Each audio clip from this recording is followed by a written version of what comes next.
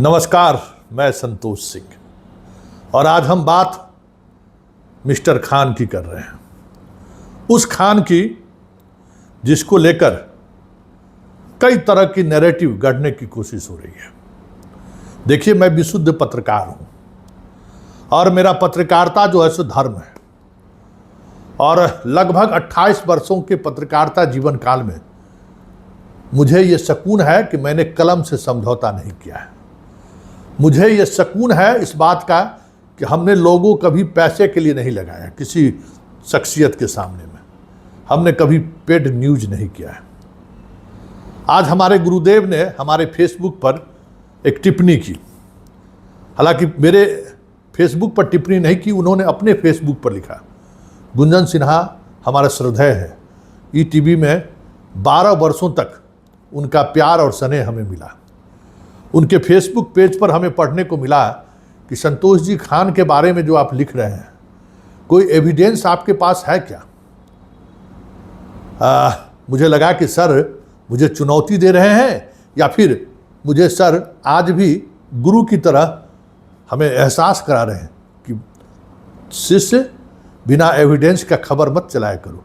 जबकि आज हमने उनसे बात भी की कि सर सारे एविडेंस हमारे पास हैं, लेकिन सोशल मीडिया का जो रिदम है ना खबर चलाने का, वो कुछ अलग है।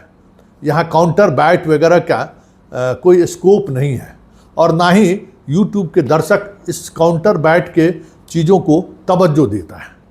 फिर भी गुरु का आदेश था और गुरु, जब सवाल है कि एकलव्य सामने खड़ा हो और गुरु आशीर्वाद मांगे या गुरु फिर कहे कि नहीं, आपको इस तरीके से भी रिपोर्टिंग करनी चाहिए, चाहे बात कुछ भी रहे, सोशल मीडिया का रिदम क्यों ना अलग रहे। आप पत्रकार हैं, आप पत्रकारिता करिए। सर आपके लिए ये खबर है और इस देश के तमाम उस दर्शकों के लिए खबर है जो खान को गरीबों का मसीहा मानते हैं। आज सबसे बड़ा खान के ऊपर सबसे बड़ा खुलासा हम करने जा रहे हैं। ये खान का कोचिंग इंस्टीट्यूट देखिए, है ना, ये खान का कोचिंग इंस्टीट्यूट बड़ी बड़ी बातें हुआ करता है। खान को लेकर बड़ी बड़ी दावे भी हो रहे हैं कि उन्होंने अंजना ओम कश्यप के बारे में कह दिया, इसलिए आज पुलिस सरकार उस पर कार्रवाई कर रही है। क्या क्या नहीं कहा जा रहा है, हिंदू मुस्लिम नैरेटिव, मोदी, क्या क्या नहीं कहा जा रहा है।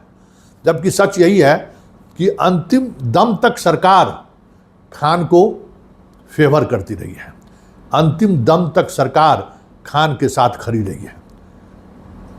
आज हम खान पर जो खुलासा करने जा रहे हैं, जमीन हिल जाएगा।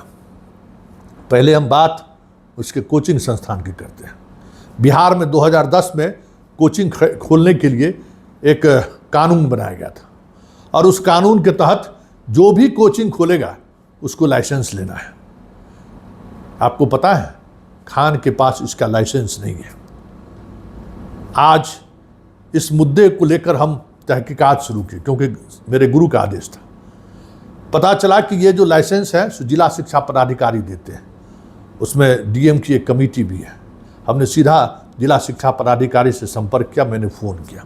इससे पहले मैंने पूरी तौर पर अपने जो तरीके हैं, कैसे लाइसेंस निर्गत होता है, कैसे मान्यताएं दी जाती हैं, सब कुछ, सारा अध्यादेश की कॉपी से लेके नियमावली तक का, उस पर राज्यपाल के मोहर तक का सब चीज़ हमने ले लिया है। खान के पास लाइसेंस नहीं है। कोचिंग चलाने का लाइसेंस खान के पास नहीं है। और ये बात समझ लीजिए कि जब मसला आगे बढ़ा है तो फिर इस मुद्दे पर भी तहकीकात होगी कि आखिर इनके पास लाइसेंस है कि नहीं, ये लाइसेंसधारी है कि नहीं। जब तक चीज़ें सामान्य तौर पर चल रही थी, कोई इन चीज़ों को देखने वाला नहीं है। अब मान लीजिए सीसीटीवी आ गया है तब ना। हम लोग बचपन से लेके बहुत दिनों तक बिना लाइसेंस के गाड़ी चलाते रहे, लेकिन पुलिस की पकड़ में आ गए तो फाइन तो देना ही है। इसलिए चोरी तो पकड़ी गई है। खान जनाब लाइसेंस लिए ही नहीं है। ज़रा सुनिए, पटना के जिला शिक्षा पदाधिकारी खान के लाइसेंस को लेकर जब हमने उनसे सवाल किया तो किस तरीके से उनके जुबान लड़खड़ाने लगे। ज़रा सुनिए आप भी। हाँ, हेलो। डीओ साहब बोल रहे हैं? हाँ जी। जी नमस्कार, मेरा नाम संतोष है। हम टाइम्स ऑफ स्वराज चलाते हैं। जी नमस्कार सर। नमस्ते सर। ये जो खान का जो इंस्टीट्यूट है वो जी आपके यहाँ रजिस्टर्ड है क्या?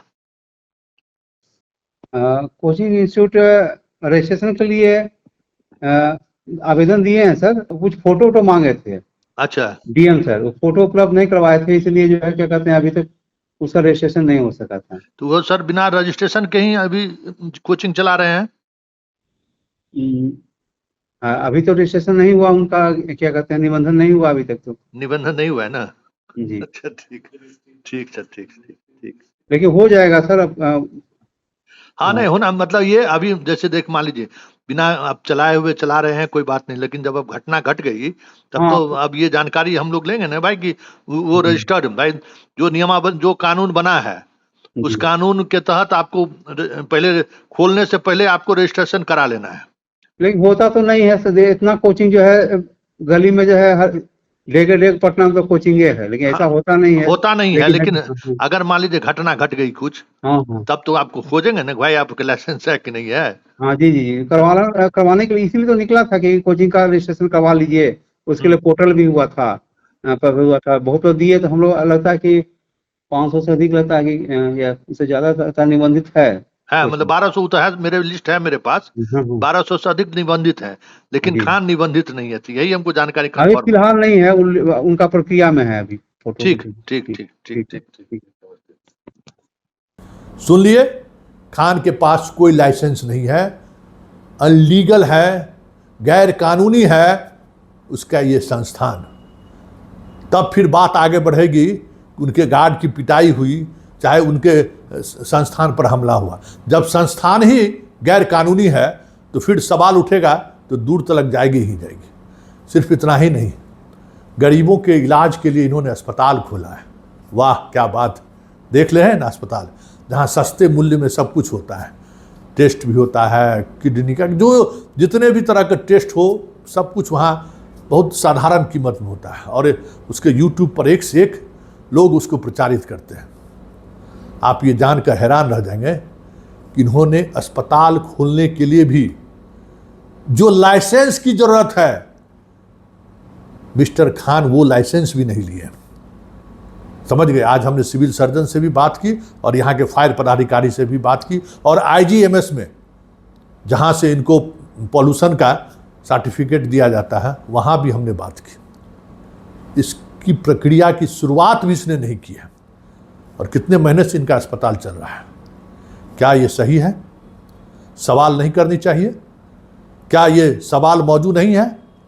क्या ये अधिकार खान को है कि आप अस्पताल में गरीब को देखिए चाहे किसी को देखिए, आप लाइसेंस लेंगे कि नहीं? वहाँ पे आप जिस तरीके का उपकरण का आप इस्तेमाल कर रहे हैं उसके लिए जो पॉल्यूशन का जो सर्टिफिकेट की ज़रूरत है या मतलब लाइसेंस की ज़रूरत है, आप नहीं लेंगे। ज़रा सुनिए, फायर पदाधिकारी से जब हमने बात की तो वो क्या कह रहे हैं, और जब मैंने सिविल सर्जन से बात किया तो किस तरीके से बगल झांकने लगे। जरा दोनों अधिकारी की बात सुन लीजिए। सर नमस्कार, मेरा नाम संतोष है, हम टाइम्स ऑफ स्वराज के एडिटर हैं। सिविल सर्जन साहब से बात हो रही है? नहीं सर अभी। हाँ हाँ बताया जी नमस्कार, हम संतोष मेरा नाम है। जी हाँ, ये हम टाइम्स ऑफ स्वराज चैनल चलाते हैं, इसके हम एडिटर हैं जी। ये जो खान का हॉस्पिटल है, क्या वो आपके यहाँ रजिस्टर्ड है क्या? सीएमओ से आपका ये है क्या? खान? हाँ हाँ, खान जो हॉस्पिटल चला रहा है। खान हॉस्पिटल में अभी कहाँ रजिस्टर, तो हम लोग के यहाँ नहीं है खान का। क्या नाम से है? जी सर, क्या नाम से है? क्या कर रहे हैं? खान के नाम से है? नहीं नहीं, पूरा नाम अस्पताल का बताइएगा तब हम खोज पाएंगे यहाँ के, हाँ वो नाम है कि नहीं है। अच्छा एक अस्पताल मिनट का सर, पूरा नाम। एक बता दे रहे हैं। वो जो जिस नाम से हॉस्पिटल चला रहा है ना, एक मिनट सर, एक मिनट सर, एक मिनट सर,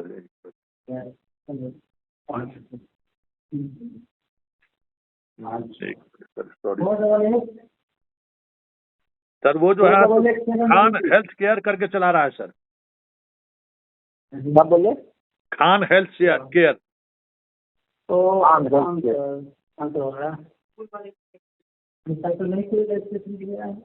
ठीक है, देख के बताया जाता है सर। ठीक है, ठीक ठीक। हेलो जी नमस्कार, मेरा नाम संतोष है, हम टाइम्स ऑफ स्वराज के एडिटर हैं। जी जी तो बताएं। ये अभी हम उसका जो खान का हॉस्पिटल है उसका अभी सिविल सर्जन साहब से भी हम बात किए हैं। ये आपके यहाँ लाइसेंस के लिए वो अप्लाई किया है क्या? खान हॉस्पिटल का अप्लाई किए हैं कि नहीं ये तो हमको नहीं पता, पर हम लोग जांच किए हैं, उसमें कुछ कमियां हैं। नहीं, मान लीजिए कि बिना लाइसेंस लिए हुए अस्पताल चला रहा है तो ये तो अपराध है ना? नहीं तो लाइसेंस तो नहीं है उनके पास, पूर्व से लाइसेंस नहीं है, फायर सेफ्टी का लाइसेंस पूर्व से उनके पास नहीं है। तो बिना लाइसेंस लिए हुए कैसे अस्पताल चला रहा है वो? ये तो सिविल सर्जन साहब को सोचना चाहिए ना, वो कैसे दे दिए हैं? वो तो नहीं दिए हैं। तो हम भी नहीं दिए हैं। वही ना, और बिना आपके दिए हुए सीएमओ दे ही नहीं सकता है। हाँ तो वो अनऑथराइज चला रहा है फिर एक तरीके से। मतलब आप तो मान लीजिए जांच करने के लिए गए थे, लेकिन जो फायर का जो है सो उन्होंने मतलब लिया ही नहीं है, और जब तक फायर का नहीं मिलेगा तब तक उसको क्लिनिकल इसका जो है सो मिलेगा भी नहीं। हाँ तो फिर हमारे यहाँ से तो नहीं मिला है उनको। वो नहीं मिला है ना? नहीं। ठीक ठीक, थैंक यू। Okay okay. आपने सुना, यह है मेरी पत्रकारिता। हमने वो सच आपके सामने लाकर रख दिया है। अब आप तय कीजिए कि खान गरीबों का मसीहा है या फिर गरीबों का दुश्मन। खान कानून का नहीं पालन करने के लिए खान की जिम्मेवारी तय होनी चाहिए ना। हम कानून नहीं मानेंगे। खान पर हम सवाल इसलिए खड़े करते थे कि वो कानून नहीं मानता है। सरकार का एक बड़े संवर्ग का उसके ऊपर संरक्षण था। ये आप समझ रहे हैं ना कि पटना जैसे शहर में इतने बड़े कोचिंग संस्थान जहां हजारों स्टूडेंट एक साथ पढ़ते हैं, बिना लाइसेंस का चला रहा है। क्या कौन सा गरूर है इसको? कौन सी पकड़ है इस पर? अस्पताल खोल दिया, इतना बड़ा अस्पताल बिना लाइसेंस का। क्या यह संभव है? कोई इस तरीके से अस्पताल खोल सकता है? कोई इस तरीके से कोचिंग संस्थान खोल सकता है? अगर वो खोला है तो क्या ये सही है कि बिना लाइसेंस के आप चलते चलिए? ये रिपोर्ट खान के उस कारगुजारी से जुड़ा हुआ है, जो कारगुजारी उन्हें ब्यूर के जेल के सलाखों के पीछे ले जा रहा है। चलिए, फिलहाल इतना ही। संतोष की रिपोर्ट में इजाज़त दीजिए। नमस्कार।